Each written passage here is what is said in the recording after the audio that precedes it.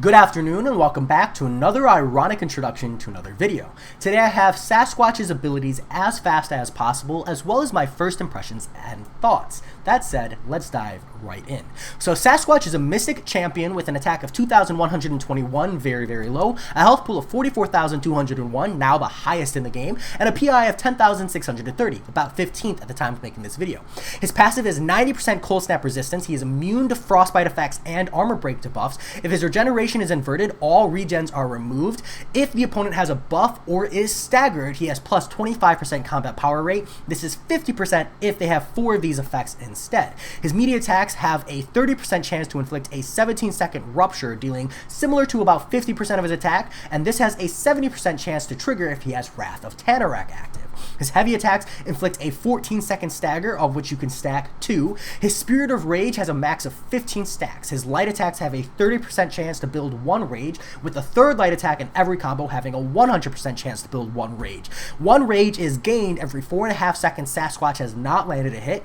Each stack of rage grants a 5% damage reduction, which does not apply to special 3s. Rage is not affected by ability accuracy reduction, but it is prevented if he has an enervate or exhaustion debuff on him. Wrath of Tanaraq is another passive, which if he has 5 or more rage stacks, each stack gained after has a scaling 10% flat rate, so 10% at 1 stack or 20% at 2 stacks, etc., to drop all rage stacks and give him Wrath of Tanaraq, which has a duration of 1.7 seconds per stack of rage removed. While Wrath is active, Sasquatch's stun immune has plus 1,000-ish block penetration and plus 50% combat power rate. His special 1s and special 2s will cost 50% less, and his special 3s will cost 25% less.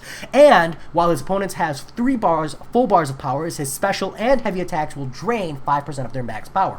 His special 1, each hit refreshes ruptures and triggers on block. Final hit has a 20% chance to stun if it hits a block, which is 100% if Wrath of Tanaraq is active. His special 2, the first 2 hits will remove the ruptures on the opponent, increasing the damage of the special 2 by 140% per rupture removed, an additional 50% gained attack if Wrath of Tanaraq is active.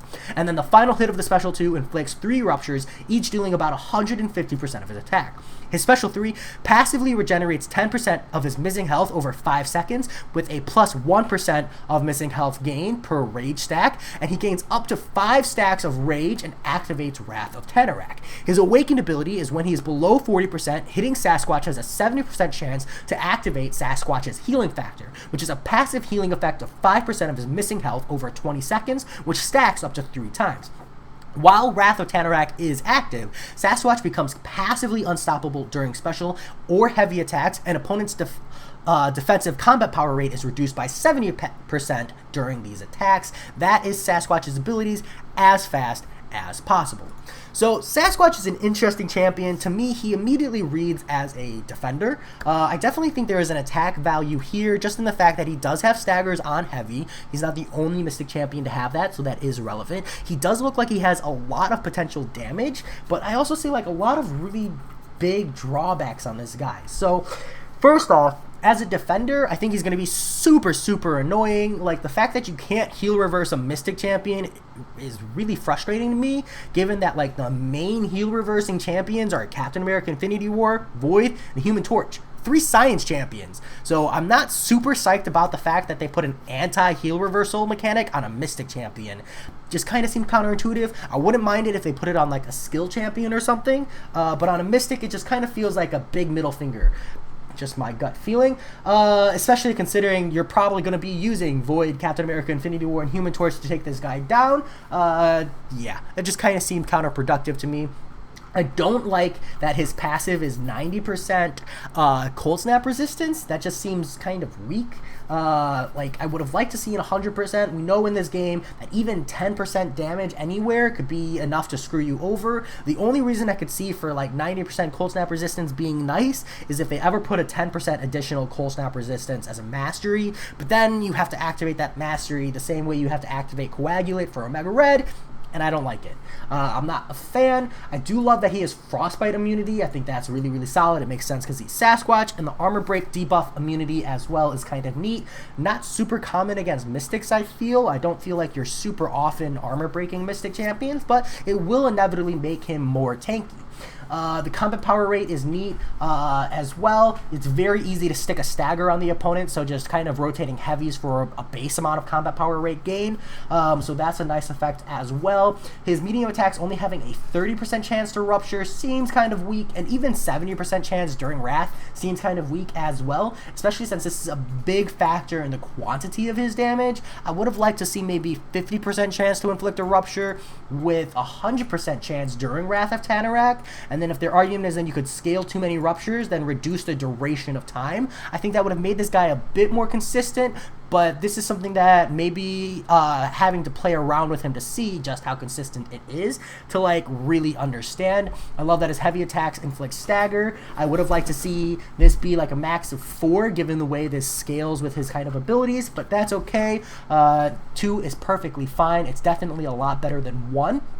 His Spirit of Rage has a lot of potential for being frustrating. I like the way you build it. I have no problem with 30% chance per light. That seems pretty reasonable, especially when they give you that 100% on the 3rd light attack, which means you don't have to do a light ending combo. You just need to do 3 light attacks, and then you can end with a medium, so that's really cool as well. Building 1 Rage. I don't like that the Rage reduces damage, because to me that just screams only like pretty much only a defender-centric method. Now, don't get me wrong, tankiness in this regard of reducing damage and stuff is really, really nice, but even if you have the max amount of damage reduction, which I believe is 75%, like, you still die a lot of times from a Special 2. Like, you only have 40,000 health, so if you take a 200,000 damage Special 2 to the face, it doesn't really matter if you have max rage stacks. Plus, the rages, you're probably not getting to 15 super often, since they're being removed by activating Wrath of Tanaraq. Just, I don't know. It's not a mechanic that I'm super fond of because it's so defense-centric. And I don't mind that rage can't be prevented by AAR. I just don't like that it's enervate and exhaustion debuffs. Like, these are not super common debuffs in the game, so I'm not a fan. It just kind of really, really limits the quantity of counters, I feel, and makes it something you inevitably have to play around. I think the only benefit I see is the fact that Wrath of Tanaraq will eventually cause Sasquatch to drop the rage stacks, so you'll go back to dealing regular damage, but then he's going to be stun immune, and he's getting block penetration, which you're going to be needing to block and or intercept well, or short decks or something along those lines in order to deal with him while he's stun immune. Not a fan.